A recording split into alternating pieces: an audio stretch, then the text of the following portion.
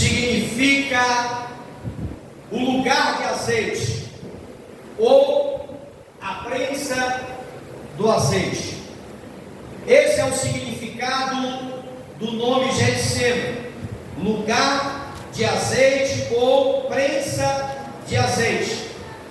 E neste local, aonde as azeitonas eram prensadas, e quanto mais era esmagada, melhor e mais valiosa se tornava a produção do puro azeite da oliveira.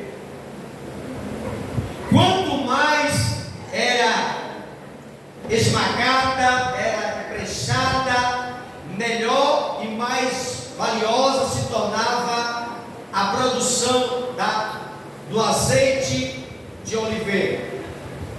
E no jardim do Getsemane, Jesus ele vai orar. No Getsemane, Jesus ele ora, e dentro desse trabalho que Jesus tinha de oração, ele levava alguns discípulos também para preparar através da oração. Aí Jesus ele escolhe Pedro, João e Tiago para orar com ele. E uma coisa que eu passo a observar desse texto é que Jesus ele não escolhe aquele crente de oração, ele escolhe as pessoas mais problemáticas para preparar eles através da oração. Porque os discípulos eles foram escolhidos por Deus na revelação de Jesus Cristo. Quando Jesus desce no monte, aí ele começa a chamar cada um na revelação. E se você observar, as pessoas que Jesus escolhe são só pessoas problemáticas. Aí quando Jesus ele vai para o Getsemane em oração, aí ele escolhe 3: Pedro, João e Tiago. Quem era Pedro? Pedro, ele era um dos discípulos que estava no processo de libertação. Pedro, ele andava com Jesus, mas ele só andava armado. A próprio texto vai falar que ele corta a orelha de mal. Então, quando ele passa a agredir alguém fisicamente, é porque não está liberto. Aí a Bíblia vai falar que Jesus, ele chega para Pedro e diz: Pedro, quando tu se converter, tu avisa teus irmãos. Amigo, Pedro, ele andava com Jesus, mas estava ainda em um processo de libertação. Aí Jesus leva Pedro para preparar Pedro para a oração, para preparar Pedro para o ministério. Irmãos, quantos estão como Pedro? Estão na igreja, mas a sua vida não muda. Estão na igreja, mas não perdoa, não tem amor pelo próximo, não tem amor pela obra. Tudo que faz, tudo que vai fazer é debaixo de confusão, de violência. É Pedro. E quantos hoje na igreja estão na situação de Pedro? Não tem uma mudança de vida, não aprende a perdoar, não aprende a amar ninguém, e tudo que faz é sempre na base da violência, da ignorância. Ainda tem pessoas que dizem: eu sou assim, quem quiser cortar de mim é do meu jeito. Sabe o que é isso? Pessoas que precisam se libertar. Pedro era esse tipo de gente. Aí Jesus vai: vem cá, Pedro, bora lá, vamos orar do Getsemane. Aí Jesus escolhe João. Quem era João? João, ele era um dos discípulos conhecido como filho do trovão. Você conhece João como discípulo amado, mas ele não era amado, ele era conhecido como filho não vão. Aí a Bíblia vai falar que Jesus, ele chama João. João, ele era aquele discípulo que quando ele passa com Jesus, aí ele vê um grupo de pessoas expulsando demônio. Aí ele diz: Jesus, tem um povo ali que está expulsando demônio ali, então não. Quer que a gente vai lá e acaba com tudo, ou ora e o fogo do céu acaba? Aí Jesus diz: tem calma, João. Aquele que não é por mim é bom. Deixa eles lá.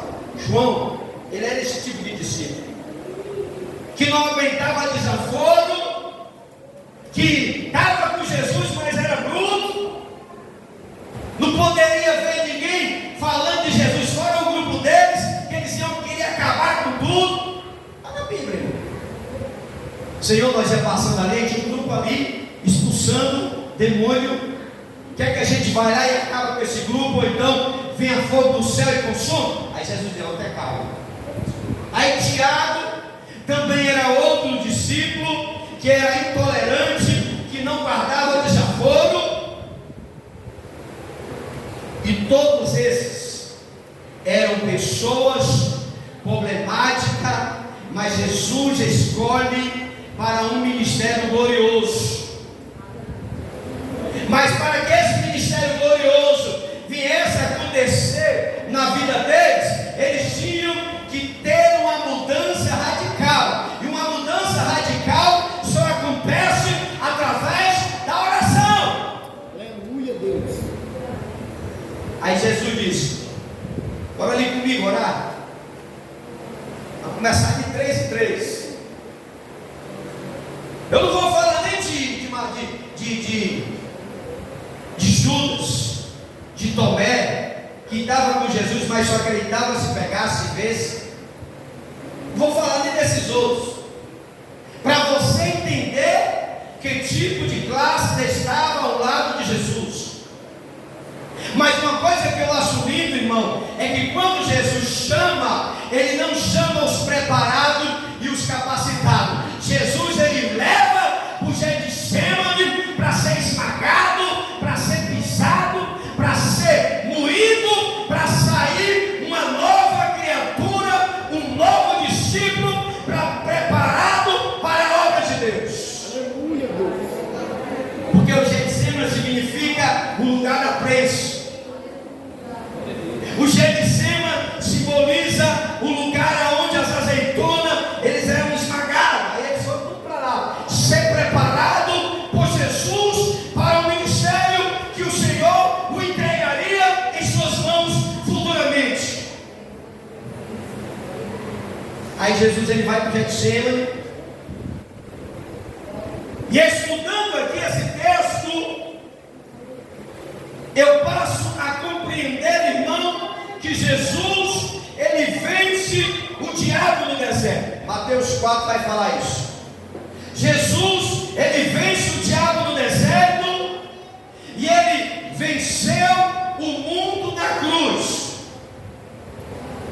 Mas no Getsemane ele enfrentou uma das suas maiores batalhas em sua vida, a sua luta intensa contra a sua própria carne.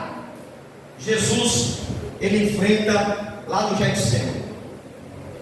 No deserto, para vencer o diabo foi fácil. Está escrito, Satanás, não só de pão viverá o homem. Está escrito, Satanás, não atentará o Senhor teu Deus. Está escrito. E Jesus, ele venceu o diabo facilmente. O mundo, Jesus ele vence na cruz quando ele entrega a sua vida. Mas no Getsemane, ele tem uma batalha intensa contra a sua própria carne.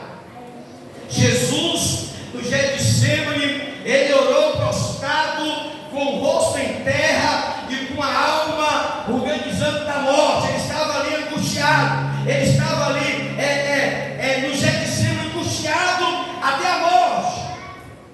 E a Bíblia vai falar que o seu corpo passou os seus poros passou a sair sangue, suas lágrimas, tudo por causa de uma batalha contra a sua própria carne. O seu corpo passou a expirar sangue, o sangue precioso foi derramado ali no Getsemane. Aí Jesus ele escolheu o Getsemane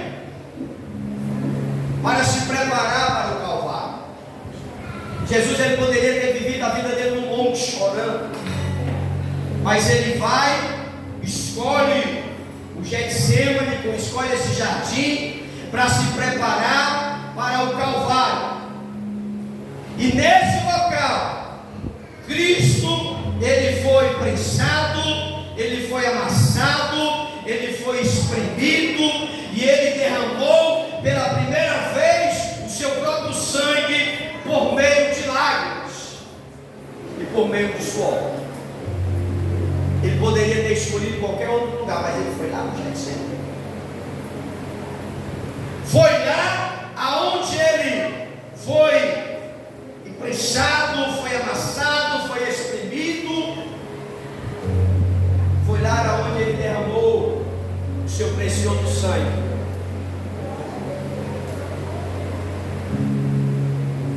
Jesus ele escolheu esse lugar, irmão, para se preparar para o Calvário.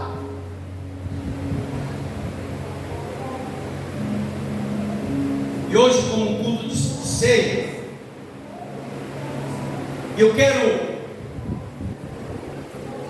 que você aprenda nessa noite 3 pontos importantes para nós cristãos se preparar para a cruz, assim como Jesus se prepara.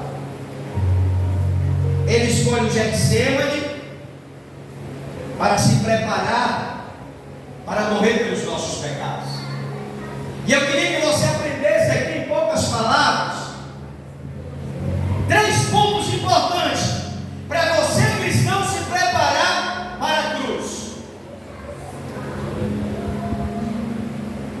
O primeiro ponto, assim como Jesus se preparou para a cruz, nós como cristãos temos que estar preparados para levar a nossa cruz.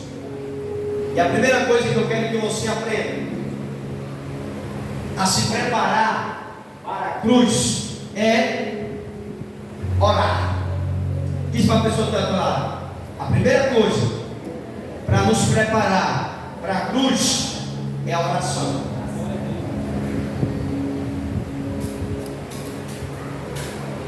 Jesus ele ora sozinho, porque ele sabia que quando estivesse na cruz, ele estaria sozinho. Jesus ele entendia que a oração ia capacitar ele para as lutas e para enfrentar a cruz. A oração é a primeira coisa. E muitas pessoas, irmão, eles vivem, eles querem apenas receber a oração, e eles não querem orar por si mesmos. Tem pessoas que é aquele crente 6 horas, tem trabalho de oração na igreja, mas a única coisa que ele sabe fazer é: vocês oram por mim. Tem pessoas que querem apenas receber a oração e não querem orar por si mesmo, ficando às vezes dependente somente da intercessão dos outros. Contudo, irmão, é na hora de carregar a cruz que cada um deve levar a sua própria cruz. Eu não posso carregar a cruz do próximo. Todos nós precisamos carregar a cruz que está sobre a sua vida. Porque se eu tenho uma cruz nas minhas costas, eu não tenho como levar na cruz do presbítero, porque eu já tenho uma. Então, cada cristão, ele precisa se preparar para carregar a sua própria cruz. Porque um evangelho sem cruz é um evangelho sem graça. Ah, pastor, mas eu não quero carregar a cruz. Então você está vivendo um evangelho sem graça. O crente, ele tem que estar preparado para carregar a sua própria cruz. E você só consegue através da oração. Louvado seja Deus. A oração é a forma que Deus nos dá para nos preparar. Não tem como o crente vencer se ele não gostar de oração. Não tem como o crente se tornar vitorioso se ele não gostar de orar. Não tem como.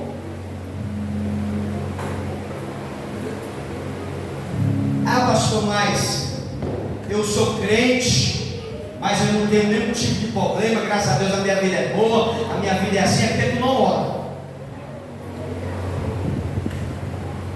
Porque só é perseguido quem vive uma vida de oração. Aleluia. Então, se tu não está perseguido, se tu não está sendo afrontado, se tu não está acontecendo nada, é porque tu não está provocando o diabo. Então, tu não está do lado dele. Porque não tem como nós estarmos preparados se nós não tivermos uma vida diária de oração. A oração é a forma que Deus deu a cada um de nós para se preparar para a cruz. Olha para cá, Daniel, ele orou na cova dos leões. Estava em aflição. Aí ele ora, Deus manda o anjo. Elias, quando ele estava num período de depressão, por ser ameaçado por Jezabel, ele vai para a caverna. Aí ele ora a Deus. A oração. Jonas, quando ele estava no ventre do peixe, 3 dias e 3 noites, ele ora. Resultado da oração. Olha para cá, Daniel orou, Deus mandou o anjo, livrou da mão do leão. Elias orou na caverna, a voz de Deus chega com uma brisa suave e diz: o que faz aí, Elias? Come o pão, bebe água, porque eu tenho uma obra contigo mais na frente. Te levanta. Jonas orou, Deus ouviu a oração dele, mandou o peixe cuspir lá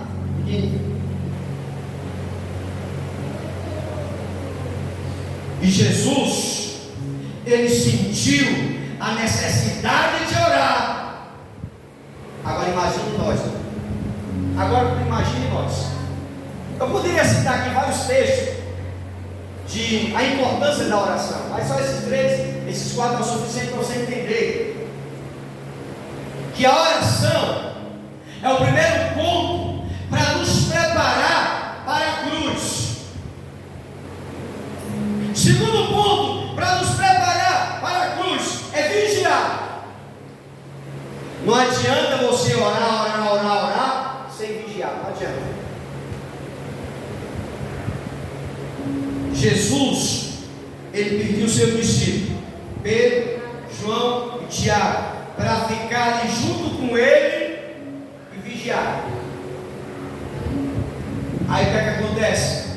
Eles dormem, porque a Bíblia vai falar que a carne é fraca, mas o espírito é forte. Então eles estavam cansados, eles dormiram. Existe um momento em nossa vida que ficamos pensando o que fazer, mas na verdade não há nada a fazer. Precisamos ficar somente quieto, vigiando, para ver o que é que Deus está fazendo em nossa vida. Às vezes chega um momento que você não precisa fazer nada. Já orou? Só espera. Senhor, eu queria tanto aquela bênção. Aí você não vai fazer mais nada. Já orou? Agora você vai ficar só em vigilância. Esperar, ó, Deus trabalhar.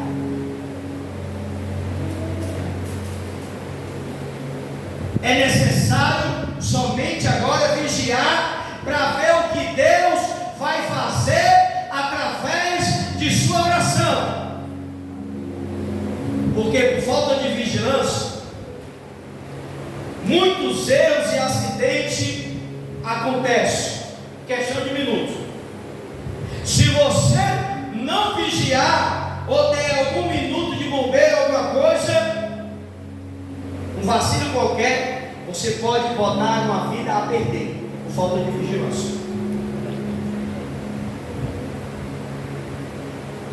Quando andamos, irmão, pelo campo minado, precisamos de muita vigilância e atenção,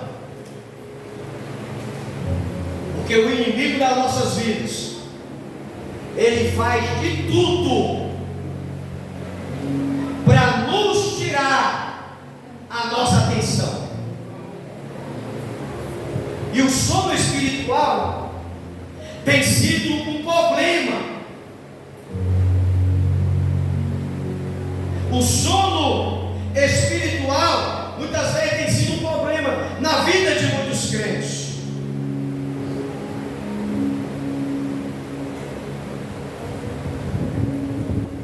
O crente não tem força para vigiar, o crente ele não tem força para orar, como Pedro e seu discípulo. Também muitas vezes temos dificuldade para orar, e muitos até dormem em vez de vigiar, porque a vigilância, irmão, vai nos ajudar a orar mais e mais e entender o que Deus está fazendo. Temos que estar em vigilância, porque através da vigilância, a vigilância ela vai nos ajudar a orar mais ainda e vai entender o que Deus está fazendo, porque é o momento de nos prepararmos. Precisamos sempre estar atento, vigiando sem cessar.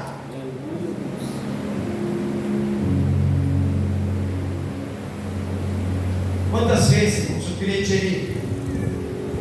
ele não consegue ter alguns momentos de vigilância da presença de Deus? Quantas vezes o sono espiritual, que muitas vezes tem sido um problema na vida de muitos cristãos,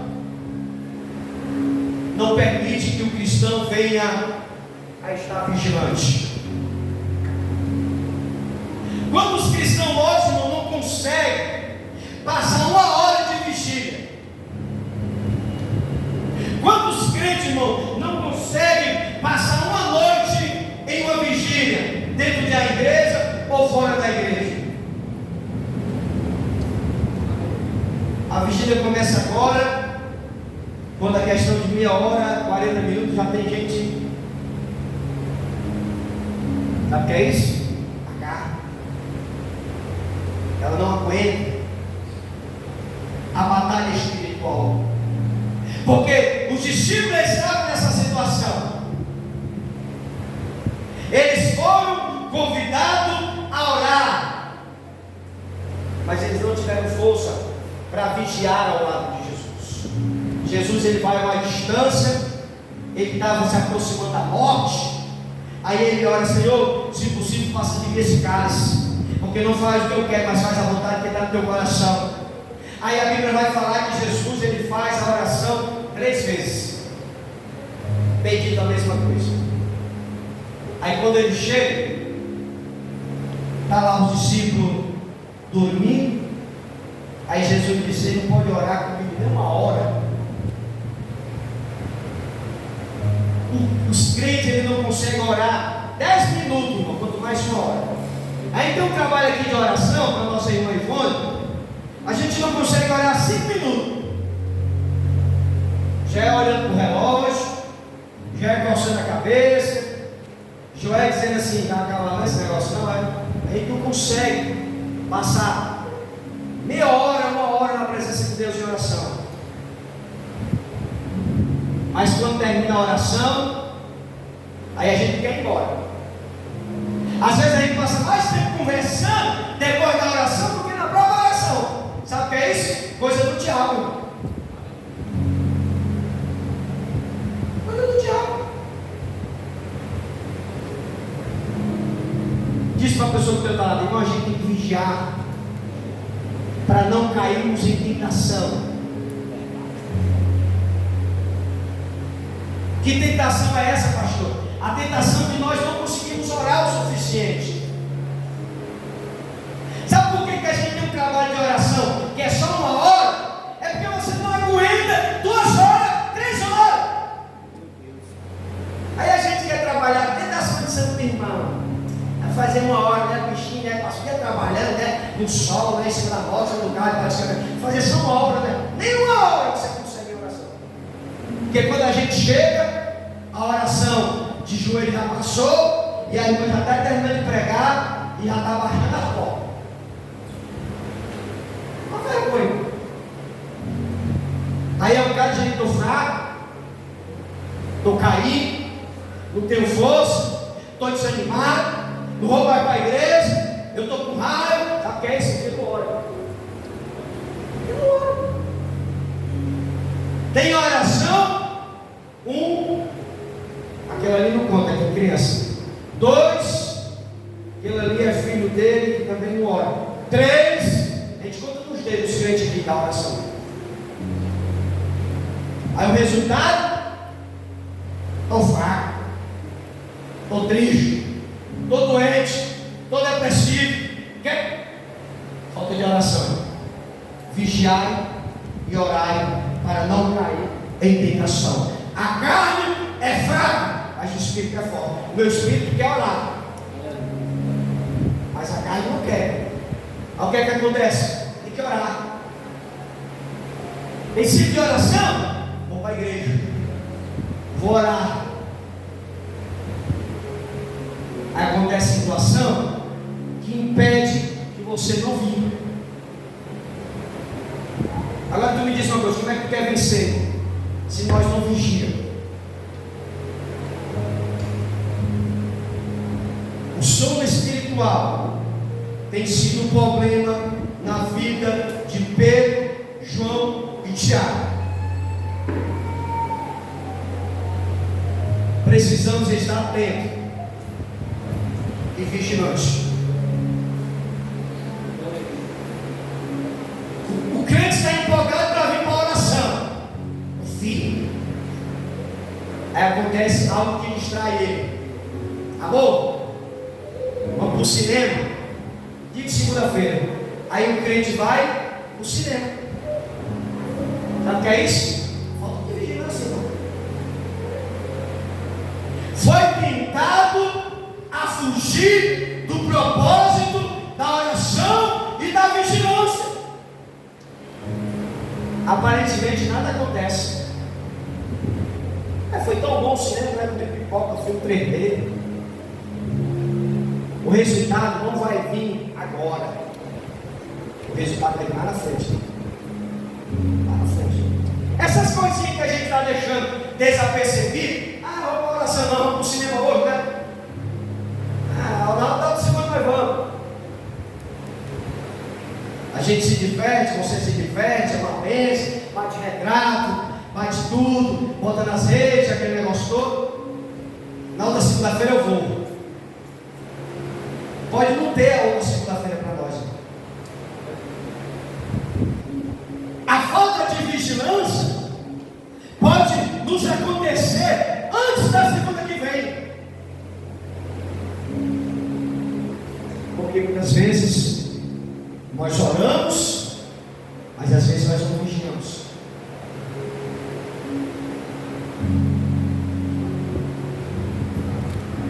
A vigilância é o segundo ponto para nos preparar para a cruz. Viva sempre vigiando. vigiando sem cessar.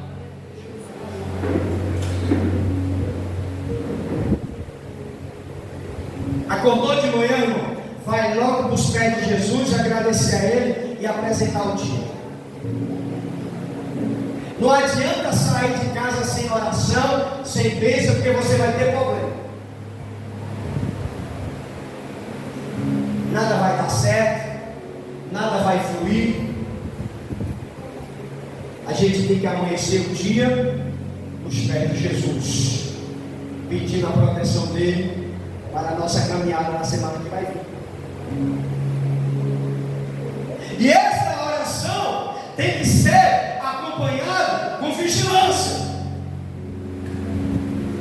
que é o segundo ponto para nos prepararmos para a cruz. E a terceira, para nós encerrar: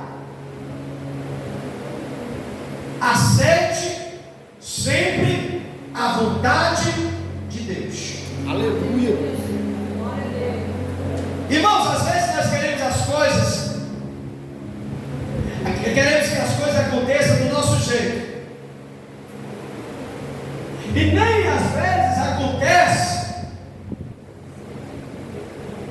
como nós programamos. Às vezes nós queremos que as coisas sejam do nosso jeito e nem sempre são. E esse comportamento infantil, muitas vezes, até nós como pai, não ensina dar um não para os nossos filhos. Às vezes nós como pai nós não conseguimos dar um não para os nossos filhos. E às vezes os filhos crescem sem estar preparado para a vida,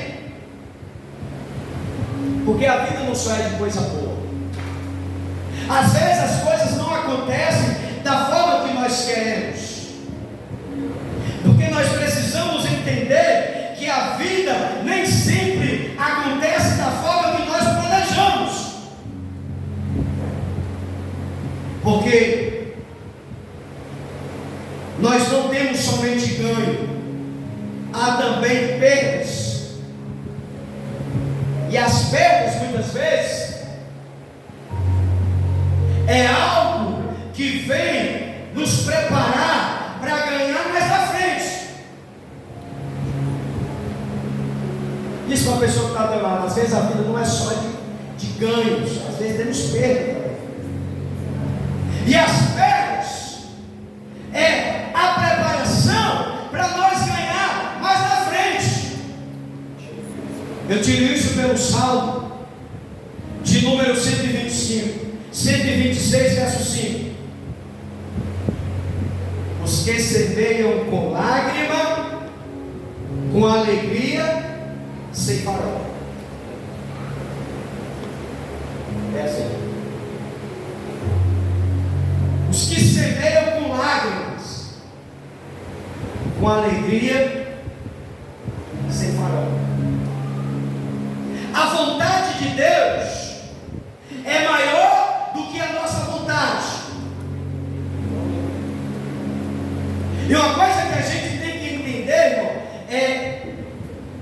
é aceitar a vontade de Deus em nossa vida.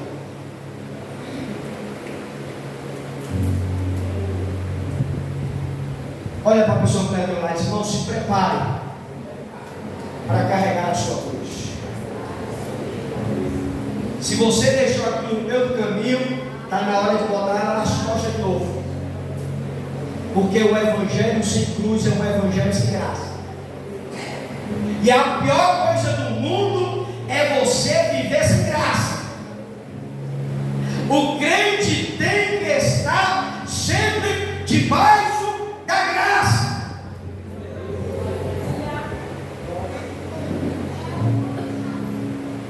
Irmãos, que coragem foi a de Jesus. Que coragem foi a de Jesus ao se levantar naquele momento de oração, sabendo que enfrentaria a morte. Que coragem teve de Jesus ao se levantar naquele momento de oração,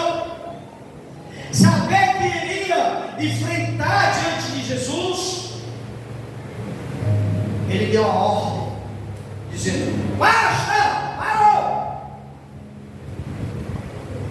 Jesus, ele deu uma ordem: basta, chegou a hora. Jesus sabia que ele ia ser entregue na mão dos pecadores para morrer. Então a sentença dele já estava garantida. Mas nem por isso ele deixou de orar. Senhor, se possível, passa de mim este cálice. Não faço o que eu quero, mas faz a tua vontade, Senhor. Aí ele termina de orar e diz: baixa, chegou a hora. Esta ordem, basta, é para todos nós.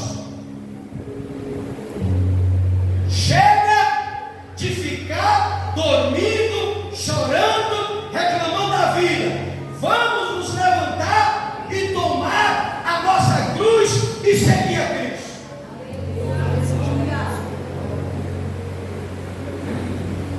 Olha para a pessoa que está de orar, baixa, irmão, chegou a hora. É hora de mudar. É hora de se levantar do sono, da negligência. É hora de se levantar, lutar e guerrear ao favor de Cristo. Louvado seja Deus. Precisamos dar um marcho em nossa vida. Precisamos nos levantar para lutar e vencer.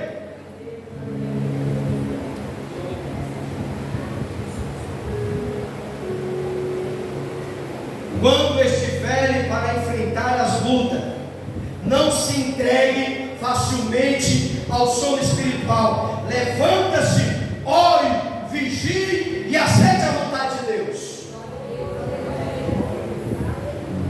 Irmão, quem disse que ser crente é fácil? Se você quer viver um cristianismo de facilidade, não tem cristianismo fácil.